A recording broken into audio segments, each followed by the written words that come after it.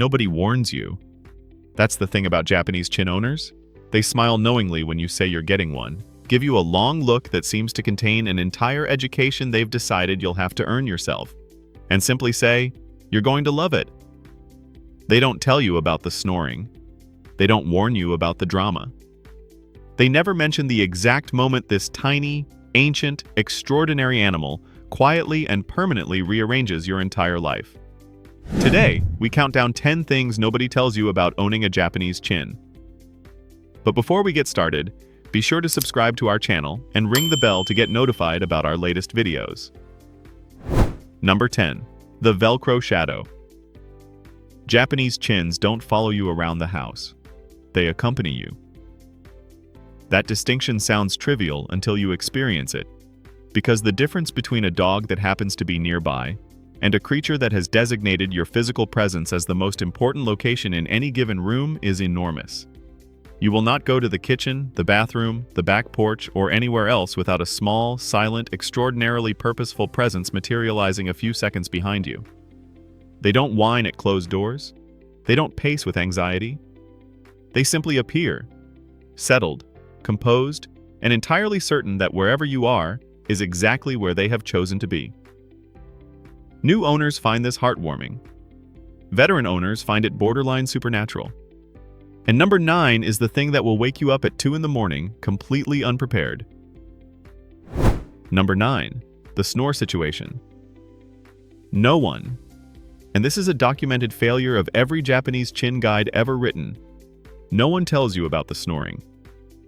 Japanese chins are brachycephalic, meaning that breathtakingly flat, aristocratic face comes with shortened airways that produce a sound at night you will not believe is coming from an 8-pound animal.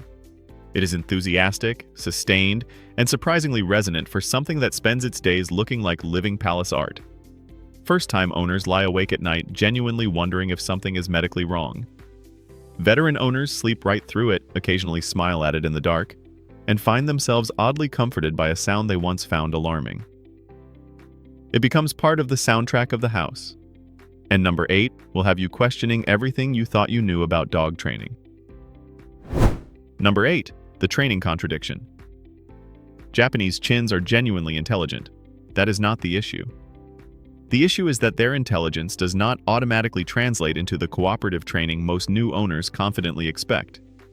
A chin understands exactly what you want. They understood it roughly 30 seconds into the first lesson. The question, the one they will hold sustained, composed eye contact with you about while doing absolutely nothing, is whether what you want aligns with what they have already decided is a reasonable use of their time. It is not stubbornness in the loud, frustrated sense. It is a quiet, highly refined form of negotiation, delivered by a creature that spent centuries in imperial courts and has never once operated under the assumption that compliance was automatic. Number 7 is the reality check that even experienced dog owners rarely see coming. Number 7. The heat danger. That gorgeous flat face that makes the Japanese chin look like a living work of ancient art is also the most critical thing to understand about their health. Chins are brachycephalic, and their shortened muzzles restrict airflow in ways that become genuinely dangerous in heat and humidity. A summer afternoon your previous dogs handled easily can push a Japanese chin into serious respiratory distress in a fraction of the time. You learn quickly to schedule walks for early morning or evening, keep the air conditioning reliable, carry water everywhere, and recognize the warning signs most new owners were never taught to watch for. This is not a breed for people who underestimate weather. And number 6 is the quirk that will make you laugh every single time, even after you've seen it happen 100 times. Number 6. The drama performance. Japanese chins do not experience minor inconveniences. They experience events. Fully committed, emotionally complete theatrical productions that communicate with total sincerity that whatever has just happened is among the more significant developments in recent memory.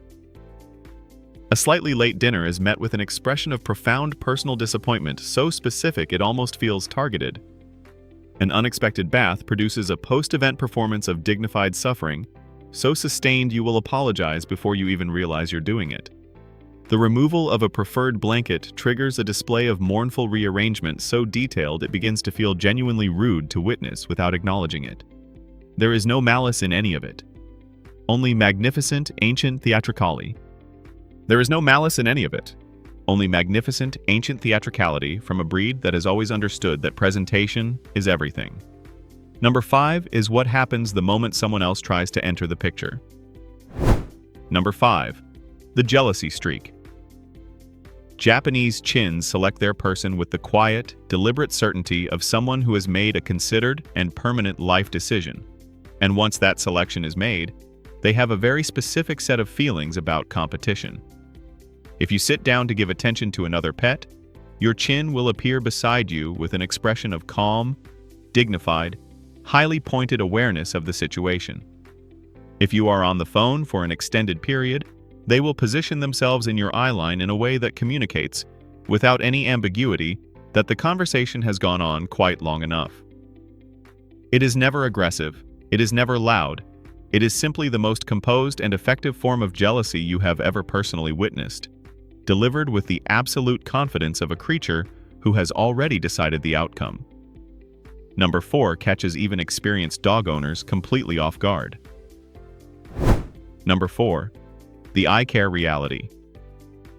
Those eyes, that stunning, dark, wide-open gaze that makes Japanese chins look perpetually astonished by the beauty of the world, require consistent, dedicated daily care that most first-time owners are genuinely unprepared for. Because of their prominent placement and the breed's flat facial structure, chin eyes are susceptible to dryness, irritation, and the debris that accumulates in the inner corners and needs to be gently cleaned on a near-daily basis. Miss a few days and those gorgeous eyes will let you know about it in very specific, very expressive terms. You will become surprisingly proficient with a warm, damp cloth. You'll do it automatically. And eventually, you will do it the way you do all care with a Japanese chin, with the quiet, practiced affection of someone who has simply accepted that this animal deserves every second of the effort. Number 3 is the one that makes people's jaws drop every single time. Number 3. The 16-year surprise. Nobody tells you this one, and it is arguably the most important item on this entire list. Japanese chins routinely live to 15 and 16 years old. In a world where large breed owners prepare themselves for 8 or 10 good years, chin owners get a relationship that extends across enormous chapters of a human life. Career changes, cross-country moves, marriages, losses, children growing up, entire decades of evenings on the same couch with the same set of dark, knowing eyes, watching you navigate all of it. The weight of that bond, once you fully understand its length and depth, changes how you think about what a companion animal actually is. You didn't get a pet for a season of your life. You got a witness to it. And number 2 is where everything about this breed becomes undeniably, permanently personal. Number 2, the invisible transition. There is a moment, and every Japanese chin owner knows exactly the moment they mean, even if they can't pinpoint the precise date, when the relationship shifts from, "I have a dog," to something that doesn't have a clean name in the English language. It happens quietly, without announcement, without ceremony.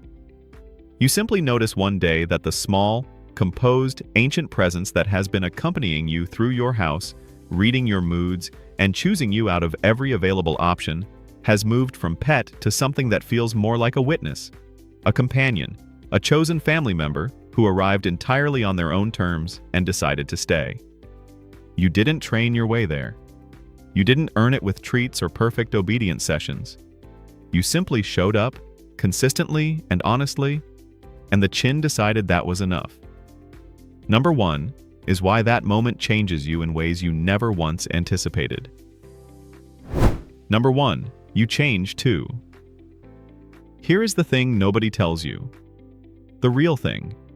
The one that takes the longest to understand and the longest to fully articulate when someone asks why you love Japanese chins the way you do.